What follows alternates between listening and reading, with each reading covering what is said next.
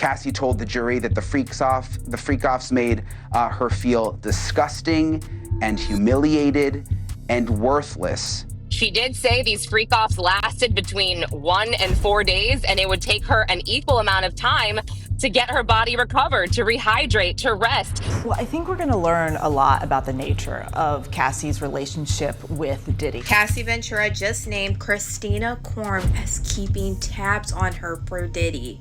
The second thing that was discussed this morning, will the public, will the media be able to see video of these freak-offs? Honey, day 2 of Diddy's jaw-dropping courtroom disaster has just wrapped up, and girl, it's worse than anyone imagined. Cassie, looking visibly shaken, finally took the stand and dropped the bombshell we all feared, that Diddy forced her to have sex with male escorts, and it gets even darker. He reportedly made those escorts urinate on her, all while paying off hotel staff to cover up his sick games. But wait, it's not just Cassie's word against Diddy. Nope. One of the actual escorts was called in to testify, and what he revealed might just be the final nail in Nitty's already rotting coffin. People in the courtroom were gasping. The judge? Stoic. And Cassie, she broke down crying as she relived the twisted horror. What did that escort reveal? And why did Cassie tremble mid-testimony? Well, buckle up. This is only the beginning. 2 witnesses were called today, including a former security officer at the hotel, where Diddy is seen on video attacking Ventura brutally. You remember that video back in 2016. The prosecutors played the video. The witness testified that Diddy tried to pay him off with a giant wad of cash.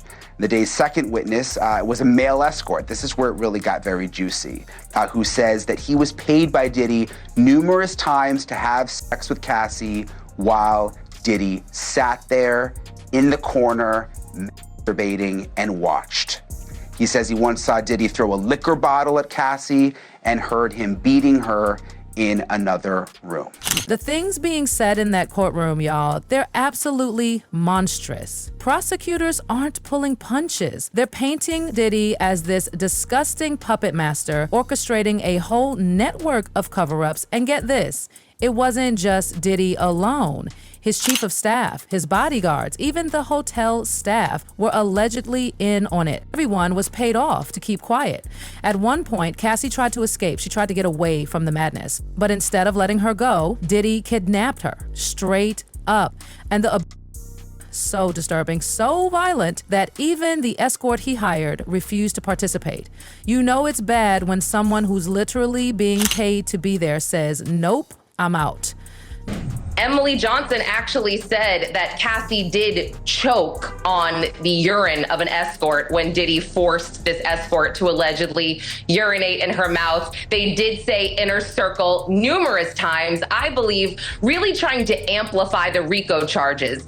Diddy couldn't have done all of these crimes without his inner circle, right? Without his bodyguard, without his driver, without his assistant. They talked about alleged kidnappings. That one time he kidnapped his assistant to go and try to find Cassie when he thought Cassie was cheating. I mean, it was wild. I feel like I could go on forever, but I won't. At a certain point, wasn't able to perform for Diddy and Cassie. He got erectile dysfunction because of what he saw. He said he saw Diddy at one point after an encounter, drag Cassie by the hair from her computer seat all the way back to her bedroom while she was kicking and screaming and crying. And after she apologized and came out, he said that Diddy said, okay, you guys want to continue? And he couldn't perform. And that was it. From there, he could not perform after that. And he saw Diddy abuse Cassie 2 or 3 more times after that as well. And this is a muscular guy. He was 41 years old, a bit smaller, but again, he seemed incredibly affected by what he saw. And was there, just quickly, Lauren, was there a point where he talked about, because I was trying to follow the blogs, and it's hard, you were in there, it's difficult for us on the outside. Did he talk about Cassie at one point being under the influence of drugs to the point that she was slumped over, and Diddy still wanted him to have sex with her? Diddy's behavior was beyond monstrous. The man had no regard for Cassie's well-being. He reportedly used to beat her, drag her across rooms, and punch her if she resisted these so-called freak-off sessions, a disgusting term Diddy allegedly coined for multi-day drug-fueled where Cassie was the main target. And here's the kicker. She was drugged. Cassie didn't even know she was on ecstasy the first time. Diddy spiked her drink without warning, then told her after it was all over, how sick is that? She'd be so worn out from these sessions that she needed IV fluids to recover. It wasn't pleasure, it wasn't consensual. It was torture disguised as luxury. Cassie told the jury that Diddy forced her into drug-fueled sex acts with male escorts while he watched, sometimes sitting in the corner and masturbating. Through tears, she said she took drugs to numb herself, ecstasy, cocaine, and ketamine, all of it allegedly supplied by Diddy. She said the freakoffs included as many as 4 male escorts at once and typically lasted 36 to 72 hours. The longest, she said, the longest freak-off that she says she was forced to perform in lasted 4 days. She said they took place around the world, from New York to Miami to Spain to even Turks and Caicos. And at every stop, Cassie said the hotel rooms were stocked by Diddy's staff with baby oil, condoms, and drugs. And she says that these hotel rooms, this is disgusting, the hotel rooms were left covered in baby oil and covered in blood and covered in urine.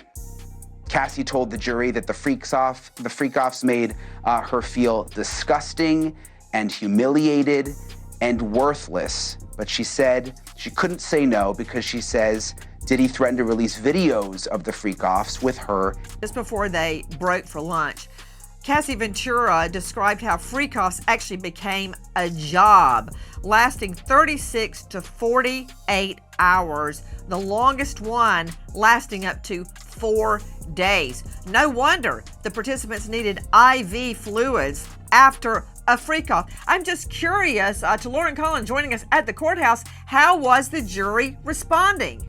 What I will say is Cassie made a point to say that when she wasn't making music, she was actually having to, quote, recover from these freak-offs. And again, she did say these freak-offs lasted between 1 and 4 days, and it would take her an equal amount of time to get her body recovered, to rehydrate, to rest, to detox from these drugs. It was really, really sad to listen to. Cassie was just 22, a baby. In this dangerous world of twisted power, Diddy allegedly began forcing her into these terrifying freak-offs, which, by the way, would go on for 1 to 4 days straight. She says he would force her to have sex with multiple male escorts while he just sat there and watched, like it was some kind of entertainment. Worse, these sessions were reportedly being recorded over and over. Cassie says it happened several times every month, and each time she'd spend weeks trying to recover. Can you imagine living like that? It's not just heartbreaking, it's criminal. This wasn't a relationship, it was captivity. We'll repeat that she said on the stand. At one point, she said that a male escort had urinated in her mouth and she actually choked on it. And it was at that point someone in the courtroom actually had to walk out of the door there while, Diddy sat at the defense table listening on here. But as she was describing these events where she said that, there were multiple male escorts that were happening at one time, these freak-offs would happen for 2, 3, the longest 4 days at a time. And control is the word we need to talk about. That is what prosecutors really laid out. And you heard Cassie describe how every action during these freak-offs, which were between her and male escorts, not necessarily between her and her boyfriend, Sean Diddy Combs, he sat off to the side really directing things according to her and masturbating along with what he wanted to see. But he was in control, she said, of exactly how they did everything, from the platform shoes that she needed to wear, the clothes that she needed to wear occasionally, masks, wigs, whether or not the male escort could ejaculate, where he could ejaculate. Everything, she said, was controlled by him. And mind you, Brian, his children, 6 children, are in the courtroom at this point listening to all of this. And the jury was picked knowing that they needed a certain level of comfort to hear these types of descriptions. It was very emotional and really tough to hear, Brian. It got so disturbing that even the escorts started worrying for her safety. One of them, David, actually testified. And let me tell you, what he described chilled everyone to the bone. He said that after he saw Diddy brutally beat Cassie because she was too exhausted to perform, he just couldn't go through with it anymore. He was done. David, a man Diddy paid to be part of these 6 sessions, said he couldn't stomach what was happening. He saw the bruises, he heard the cries, he saw the pain, and that moment changed everything. Once he saw Diddy beat Cassie, he could no longer, perform and be engaged, because before he said even if they hadn't paid him, he was excited to be part of their world. He was enjoying that kind of activity with them. And then things started changing when he saw one time he was on the couch, Cassie was at her computer, and Diddy, he said, was in Cassie's bedroom. Now, Diddy apparently called out to Cassie to come into the bedroom, and she allegedly told him, just hold on a second, my personal information's on the computer. Now, Daniel describes being absolutely shocked when all of a sudden a liquor bottle, Diddy throws it from across the room right toward Cassie, and then he comes running towards her, grabs her by her hair, drags her into her bedroom and tells her, when I tell you to come, you don't wait, you just come when I tell you. And he says he then heard, after the doors closed, Diddy slapping her, beating her, yelling at her, and Cassie screaming out, I'm sorry, I'm sorry. And he says he was just kind of frozen in place. He didn't know what to do. And prosecutors asked him, why didn't you intervene? Why didn't you go inside? And he said, look, I know this is somebody with a lot of resources. Quite frankly, I was afraid for my life. Now that drew a lot of objections from the defense, but the judge allowed that testimony. And he again reiterated that he was scared in that moment for Cassie, feeling like she was in a dangerous situation, but he didn't feel it was safe enough for him to intervene. We thought what we saw in that awful video from the Intercontinental was bad, but to hear the actual graphic details of what Cassie and others endured day after day for years is just completely heartbreaking. And to hear the sex worker actually try to offer her aid when, she was being beaten, and literally she went to him for solace, as opposed to the person who supposedly loves and cares about her. She had to jump into the arms of a sex worker, and he was literally like, this is not okay. You need to leave this relationship. And she did, unfortunately, what so many survivors do, which is, I'm okay, it's gonna be okay, basically I can handle this. And the reality is she really needed to get out because she was being violated and degraded in so many different ways. And my heart just breaks for her so much. Melba, you're so right. Ours do as well. What's it going to be like today when she is perhaps called? We think that she's going to be witness number 3. We have a clip where we caught up with her lawyer outside of the courthouse on Monday. Let's take a quick look. How is Cassie? Is she emotional? Is she feeling okay with this? Is she nervous? She's ready. She is ready. She's also pregnant, God bless her, and visibly pregnant too. So in the later stages of her pregnancy. Can you even believe this? Diddy would sit on the sidelines like some demonic voyeur, watching as Cassie was forced to sleep with men she didn't even know, men she had to call herself, just to keep Diddy from exploding? David confirmed that Diddy paid him between $4,000, 0 cents, to $6,000, 0 cents per session, and still it wasn't worth it. He saw a woman suffering. He saw fear in Cassie's eyes. And the most shocking revelation, Cassie reportedly asked the escort to pee on her, not out of desire, but out of terror. She knew what Diddy was capable of. She knew if she didn't play along, she'd be punished, possibly worse than before. And every time she tried to escape this cycle, Diddy had his people bring her back, like she was his property. His bodyguards, his assistants, they all helped control her. The first testimony in the trial taking jurors to Los Angeles, March 2016, in the hotel where that surveillance video was taken. The first witness, an LAPD officer who worked security at the hotel, he says he responded to a call for a woman in distress on the 6th floor.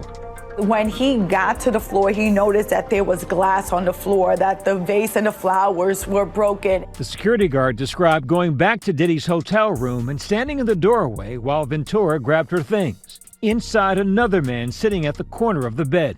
So from the very start, the first witness brings the jury into that hallway where he said Sean Combs looked at him with a devilish stare and Cassie Ventura had a purple eye. Sean Combs tried to offer him money, to give him money to make this go away, and he said he wouldn't accept the money. The second witness to take the stand, Daniel Phillip, a man who said he was paid to have sex with Cassie on multiple occasions at several high-end New York City hotels, while Diddy watched. The witness said he was paid between $700 and $6,000 each time. So Mr. Phillip agreed to go to the Gramercy Hotel to do a performance for a bachelorette party. At least that's what he thought. But when he got to the hotel, to the room, that Cassie opened up the door. He did not know that was Cassie, and that she told him, well, it's my birthday and my husband wants to do something special, so can you give me a massage? And if that wasn't enough, the court was shown text messages between Cassie and Diddy that proved this wasn't voluntary. It was coerced. It was calculated. It was criminal. One female escort also testified, and her story will make your skin crawl. After the lawsuit was filed, Diddy called her up and tried to bribe her into denying she'd ever been forced into anything. Can you believe the audacity? Fortunately, she had the receipts. She recorded the call, and now it's part of the official evidence. I think that will ultimately be a difficult thing for the defense to show because of all the evidence the prosecutors in the opening statement said that they had, showing that actually these women really weren't making a choice.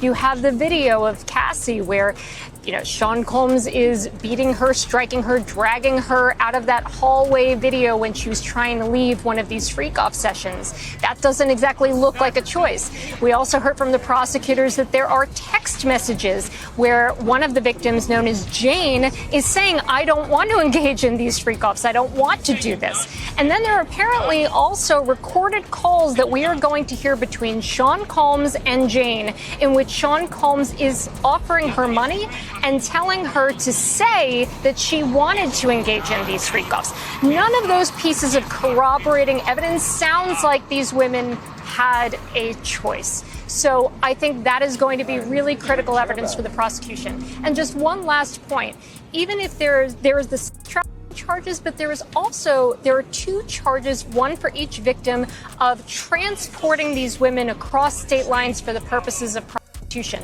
Those charges do not require force, fraud, or coercion. So consenting adults traveling across state lines for the purpose of prostitution, if he did that, he is guilty. So these arguments about the women had a choice, they're not really a defense to these transportation for prostitution charges. I think those charges in particular will be very difficult for the defense to overcome.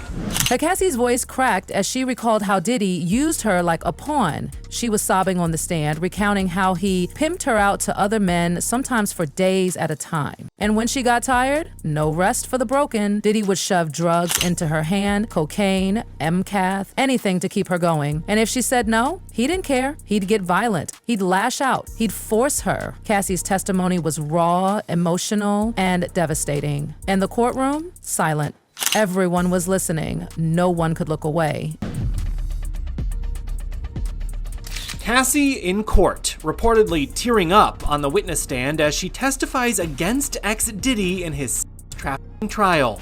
It'll be interesting to see how they react and respond to the alleged victim, Cassie Ventura, because she is expecting her 3rd child and is clearly pregnant. So how jurors will kind of see that or visually how they take that into consideration, we don't know, but really they're supposed to make sure that they stay fair and impartial and pay attention to the facts, which is something even the judge warned them about before they were official jurors. Diddy maintains his innocence against all charges brought against him. Cassie, the prosecution's key witness in the case against the embattled mogul. The defense acknowledged that the videos of alleged freak-offs will be shown, but that those videos, they said, didn't come from the government's investigation so much as it came directly from Cassie's phone. But they were essentially trying to raise doubt about why did she hold on to these videos, and again making this argument that this case is about love and infidelity and money. But the prosecution is saying, no, you will hear from witnesses that will tell you that they were abused They were kicked, they were punched, they were coerced to taking drugs and to performing sex acts. So this is only the beginning. Indeed, I can tell you that I got a chance to listen to her testimony inside court here behind us, and she was emotional. She broke down into tears at one point when she talked about participating in those freak-offs. She says that she was just 22 years old, had just turned 22 when Combs first proposed to her those drug-fueled sex marathons with escorts. She says eventually, though, they became almost weekly, and that they lasted on average, as you said, about 2 to 3 days, the longest one 4 days, and that she stayed awake by drugs that she says Combs gave to her, including ecstasy, cocaine, and She testified that those freak-offs made her feel dirty and worthless, but that she felt like she did not have a choice but to participate because she says Combs would become violent with her. As you pointed out, she says that he would bash her in the head, kick and drag her, and that she didn't know what would happen if she didn't do what he wanted her to do. She told the jury that she tried to express her feelings about participating, but in at least one text message shown to the jury, Combs told her to make it happen anyway. And just when you thought it couldn't get more twisted, Cassie revealed Diddy wasn't even loyal during all this madness. Oh no. While he was dragging Cassie through these terrifying freak-offs, he was still cheating on her with Kim Porter. Let that sink in for a moment. Cassie was just 19 when this whole thing began. She was barely an adult. And Diddy, he was pushing 40. That's not the relationship, that's manipulation. That's grooming. And while Cassie was living through hell, Diddy was out here playing boyfriend to someone else, acting like he wasn't destroying a young woman's life behind closed doors. Cassie Ventura is sharing new details about her relationship with Sean Diddy Combs. While testifying against her ex in his sex trafficking trial, the pregnant singer, who is currently expecting her third child with husband Alex Fine, reveals to the jury that there was actually an overlap for when she and the late Kim Porter dated the rap mogul. In court, Ventura says, per NBC News, that she and Combs first started their physical relationship when they went on a trip to Miami. It was when they returned home that they began spending more time together, though the relationship was, quote, not public for many years. Ventura adds that Combs didn't want it to, quote, look bad, but also knew it was because of his children and personal things like his family. When she was asked who he was with at the time, Ventura replies, quote, Kim Porter. Combs and Porter, who unexpectedly died in 2018, reportedly dated on and off from 1994 to 2007. With them becoming parents to son Christian, twin daughters Delilah and Jesse, and Porter's son Quincy, whom she had from a previous relationship. Their romance ended in 2007, with her choosing to pack up all of her belongings and move out of their home while Combs was out of town. Porter has previously said to Essence magazine that she wanted it to be, quote, dramatic, adding, quote, if I pack up everything, twins and all, it means I'm out. Puffy's an action person, not a talk person. Ventura and Combs reportedly dated from 2007 to 2018, with her sharing after their romance that he was frequently violent towards the end of their relationship. It gets worse, y'all. Way worse. Security guards from the actual hotel where Diddy beat Cassie back in 2016 came forward to testify. And the things they said, oh my God. One of them revealed that Diddy personally offered him money, cold hard cash, to stay silent, to look away, to pretend he didn't see a thing. But this man saw everything. He watched Diddy force Cassie to remain in the hotel room, even when she was desperately trying to leave. And that night, that was the night she was trying to get away from another man, someone Diddy had brought in, allegedly forcing her to have sex with him. Against her will, on Diddy's command. The first witness to testify was Officer Israel Flores. He was the security officer back in 2016 when we saw that now infamous recording of Sean Combs allegedly beating Cassie Ventura in that hotel hallway.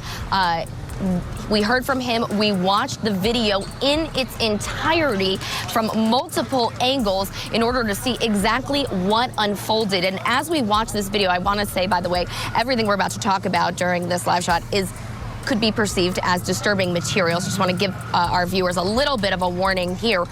Watching Sean Combs kick and drag and grab Cassie Ventura by her neck and by her hair over and over again. And then at one point, Cassie walks over to a phone that's in this lobby, this lobby area of their 6th floor hotel room, and she calls for this instant services, and a security guard comes up, and at that point he's able to separate them, and he walks them down the hallway towards the hotel room where they were. Cassie apparently telling the security officer that she just wants to leave, and Sean Combs reportedly telling her that she's not going to leave. And when they opened the door to that hotel room, there was another man, according to this officer, sitting in the hotel room. A current LAPD officer, a former security guard, who can lay the foundation for that video and can talk about the black eye that Cassie suffered and the fact that she wanted to leave and escape this freak off. And Combs reportedly offering him a bribe to cover it up. So I think it's a very important first witness to get that video in. In addition to the violence against Cassie, Combs broke a vase over in the hotel. So that's something that also shows the sort of violent streak, really erratic behavior, him sitting in a towel with just his socks on. So really disturbing and also graphic details by Flores, the first government witness. And here's the moment that left everyone in court speechless. Cassie is currently days away from giving birth. Yes, you heard that right. She's heavily pregnant. And still, she made the brave, painful decision to stand up and testify against her abuser. Despite the trauma, despite the fear, despite the pressure. That's not just courage, that's power. That's a woman saying enough is enough. She is risking everything to finally tell the truth, and now the world is listening. Well, I think we're going to learn a lot about the nature of Cassie's relationship with Diddy. Some of those details we've seen in prior lawsuits, but to hear her on the stand actually giving those details, reliving those moments herself. Also, you have to remember, she's very pregnant right now. So I'm going to be curious to see how long she makes it on the stand, how she's emotionally able to weather all of these questions. And what's going to be interesting to watch is, the defense from the very start in their opening statement said that she chose to be there. So I'm going to be curious to see how she responds to questions about, was this her choice or did she feel like she had to do all of these things? But hold up. There's more. Judge Arun Subramania made it crystal clear. The infamous freak-off videos that reportedly show Cassie and other victims being forced into these sick acts, those tapes will not be shown in court. Not to the public, not to reporters. Why? Because the judge said they pose a serious risk of re-victimization. And honestly, thank God. No one should have to be exposed like that just to prove their trauma is real. His words were firm. There's no reason those videos need to be shown when we already have mountains of evidence proving the abuse. The second thing that was discussed this morning, will the media be able to see video of these freak-offs? During opening statements, we heard that the jurors are going to be able to see video of these freak-offs. These are these sexual encounters between, for instance, Cassie Ventura, as well as another woman, Jane, and male escorts, as well as Sean Diddy Combs. But there's an argument that only the jurors will be able to see these. So we'll have to see what happens. The judge is taking that under advisement. Right now, what's taking place is the continuation of the cross-examination of a man by the name of Daniel Phillip. Julie, he is the male stripper that was hired by, he said, Cassie to engage in sexual acts. But the courtroom drama didn't end there. Cassie exposed Diddy's entire inner circle. She named names. From assistants to bodyguards, no one was spared. She said Diddy used his closest employees to keep tabs on her, people like Courtroom and Neil Dominic. According to Cassie, Christina knew everything. I talked to her about a lot, Cassie said. She knew my personal things. She knew what kind of mood Diddy was in.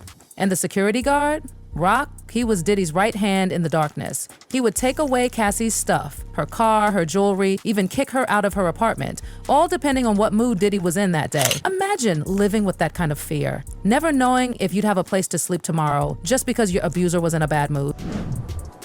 Well, Diane, prosecutors have wasted no time getting right into the alleged abuse that Cassie Ventura says she endured for years. Ventura telling jurors, quote, he would bash my head, knock me over, drag me, kick me, stomp me in the head when I was down. She also got into the nature of those so-called freak-offs, saying that they involved hiring an escort and performed under the direction of Combs, saying that they happened so frequently it eventually became a job for her to set them up. Ventura said she did not feel she had much of a choice but to participate, that she feared that Combs would retaliate or potentially blackmail her if she did not. And she's had at times to take, she's taken deep breaths, pausing her testimony, Combs appearing to be listening pretty passively with his hands in his lap at the defense table there.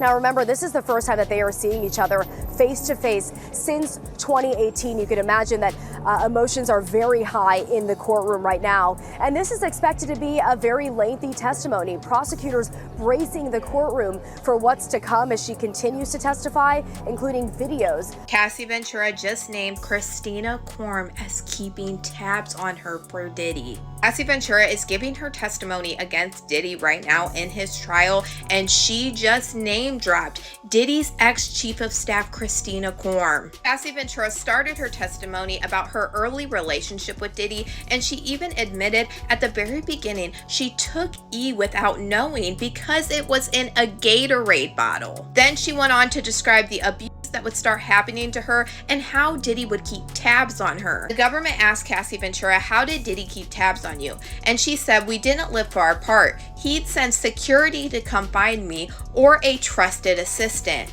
Like who? David James or Christina Courtroom. And we know that Diddy's ex-chief of staff, Christina Courtroom, has been named in multiple civil lawsuits with Diddy. So the fact that Cassie Ventura just listed her literally sent chills all the way up my spine. Because back in 2018 and prior, during Cassie and Diddy's relationship, I didn't even know if Christina Courtroom at this time would have any part in any of this. Cassie Ventura points out at this time, Christina Courtroom was only an assistant for Diddy. She wasn't even Diddy's chief of staff during this time. And I already know that this will not be the last that we hear about Christina Courtroom. I just didn't know it was happening this early on. Diddy's ex-assistant, Philip Pines, who was on the fall for Diddy, admitted that he testified to the grand jury against Diddy, and he showed us so many pieces of evidence in his documentary interview. He showed text messages between him and Christina Courtroom of Christina Courtroom asking for all of these different freak-off supplies.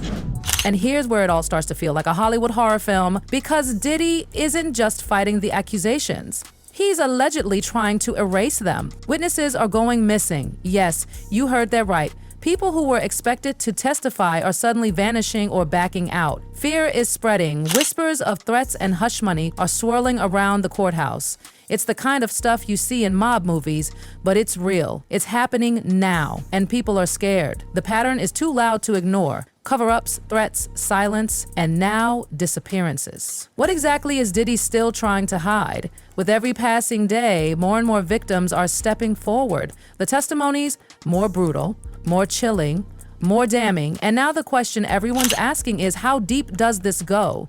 How many people helped him do this? How many turned a blind eye for a paycheck, for fame, for fear? Because this isn't just a case about Diddy anymore. This is about power, about silence, about people who think they can get away with anything. And now the world's watching. So if you thought this was over, think again, stay locked in, because this case is cracking wide open, and we'll be following every single step.